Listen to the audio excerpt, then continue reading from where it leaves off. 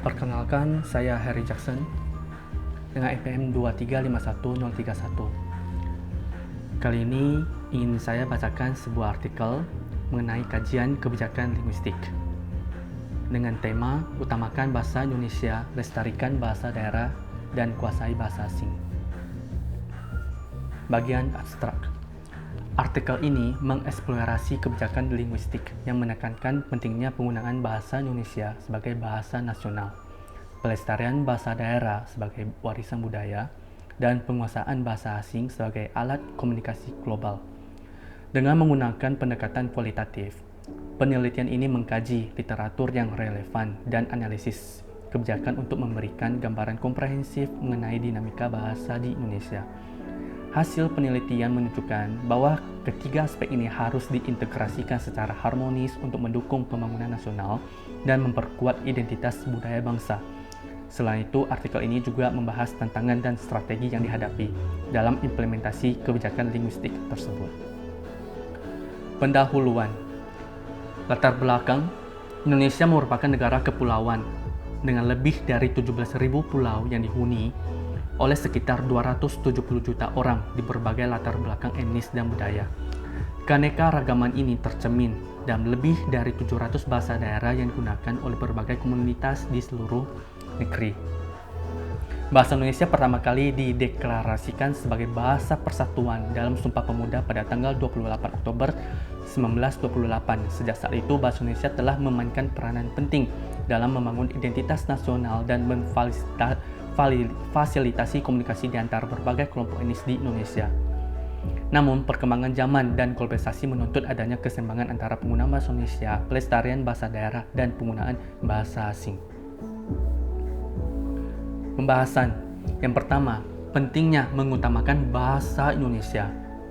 Sejarah dan perkembangan bahasa Indonesia. Bahasa Indonesia berasal dari bahasa Melayu yang telah lama digunakan sebagai lingua franca di wilayah Nusantara. Penggunaan bahasa Melayu sebagai dasar bahasa Indonesia dipilih karena kesederhanaan struktur dan kemudahan dalam pengucapan yang memudahkan proses pembelajaran bagi berbagai kelompok etnis di Indonesia. Peran penting bahasa Indonesia dalam kehidupan berbangsa dan bernegara. Sebagai bahasa pengantar dalam pendidikan, pemerintahan, dan media, bahasa Indonesia memungkinkan komunikasi yang efektif antar warga negara. Bahasa Indonesia digunakan sebagai bahasa pengantar di sekolah-sekolah, universitas, dan lembaga pendidikan lainnya. Ini penting untuk memastikan bahwa semua warga negara memiliki akses yang sama terhadap pendidikan dan informasi. Begitu juga, bahasa Indonesia memiliki peran yang penting dalam pemerintahan untuk memastikan bahwa semua warga negara dapat memahami dan mematuhi hukum yang berlaku dan digunakan dalam dunia media, di mana juga untuk membantu memperkuat identitas nasional dan mempromosikan kesatuan dan persatuan di antara berbagai kelompok etnis di Indonesia. Tantangan dalam mengutamakan bahasa Indonesia. Meskipun bahasa Indonesia telah berhasil menjadi bahasa pemersatu, masih ada beberapa tantangan yang dihadapi oleh penggunaannya. Salah satu tantangan utama adalah adanya pengaruh bahasa asing, terutama bahasa Inggris yang semakin kuat di berbagai bidang seperti pendidikan, bisnis, dan teknologi.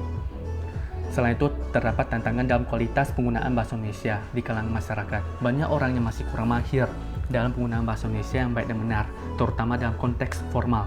Hal ini seringkali disebabkan oleh kurangnya pendidikan dan pelatihan yang memadai dalam penggunaan bahasa Indonesia. Pembahasan kedua, melestarikan bahasa daerah. Kekayaan bahasa daerah Indonesia. Di Indonesia terdapat lebih dari 700 bahasa daerah yang digunakan oleh berbagai kelompok etnis di seluruh negeri. Namun, menurut UNESCO, sekitar 150 bahasa daerah Indonesia berada dalam kategori terancam punah. Hal ini disebabkan oleh berbagai faktor, terutama urbanisasi, globalisasi, dan kurangnya dukungan dari pemerintah dan masyarakat untuk melestarikan bahasa daerah. Pentingnya melestarikan bahasa daerah. Yang pertama, bahasa daerah adalah bagian dari warisan budaya yang harus dijaga dan dilestarikan. Bahasa daerah mencerminkan sejarah, tradisi, dan nilai-nilai komunitas penuturnya. Dengan melestarikan bahasa daerah, kita juga melestarikan warisan budaya dan identitas lokal. Kedua, bahasa daerah memiliki nilai penting dalam pendidikan dan pembelajaran.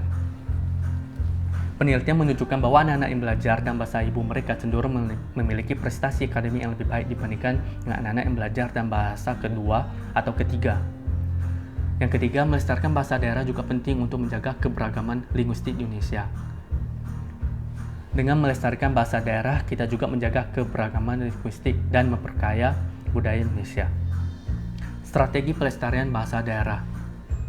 Salah satu strategi yang dapat dilakukan adalah melalui pendidikan bilingual, yaitu siswa diajarkan dalam dua bahasa, yaitu bahasa ibu mereka, bahasa daerah, dan bahasa kedua, bahasa Indonesia.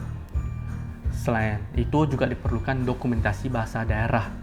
Dokumentasi bahasa daerah dapat membantu melestarikan bahasa tersebut dan memastikan bahwa informasi tentang bahasa tersebut tersedia untuk generasi mendatang. Dan peranan komunitas yang sangat penting dalam pelestarian bahasa daerah. Komunitas penutur bahasa daerah harus diperdayakan dan didukung untuk menjaga dan melestarikan bahasa mereka. Ini dilakukan melalui berbagai program dan kegiatan seperti pelatihan bahasa, festival budaya, dan kampanye kesadaran bahasa. Pembahasan ketiga, menguasai bahasa asing. Pentingnya penguasaan bahasa asing di era globalisasi. Di era globalisasi, penguasaan bahasa asing menjadi kebutuhan yang tak terhindarkan. Bahasa Inggris sebagai bahasa internasional sangat penting dalam dunia pendidikan, bisnis, dan teknologi. Penggunaan bahasa Inggris dapat membuka peluang yang lebih luas bagi individu untuk mengakses informasi pendidikan dan pekerjaan di tingkat global. Selain bahasa Inggris, bahasa asing lainnya seperti Mandarin, Jepang, dan Arab juga memiliki peran strategis dalam hubungan internasional dan ekonomi. Tantangan dalam penguasaan bahasa asing. Meskipun penting, penguasaan bahasa asing menghadapi beberapa tantangan. Salah satu tantangan utama kurangnya akses terhadap pendidikan bahasa asing yang berkualitas. Di banyak daerah di Indonesia, terutama di daerah terpencil, fasilitas dan sumber daya untuk belajar bahasa asing masih sangat terbatas. Kurangnya guru yang kompeten dan kurangnya materi belajar yang memadai menjadi kendala utama dalam pengajaran bahasa asing. Selain itu, motivasi dan minat siswa dalam bahasa asing juga seringkali menjadi tantangan. Banyak siswa yang merasa kesulitan dalam mempelajari bahasa asing karena perbedaan struktur dan tata bahasa yang signifikan dari bahasa Indonesia. Strategi penguasaan bahasa asing. Pertama, perlu adanya peningkatan kualitas pendidikan bahasa asing melalui kurikulum yang inovatif dan metode pengajaran yang efektif.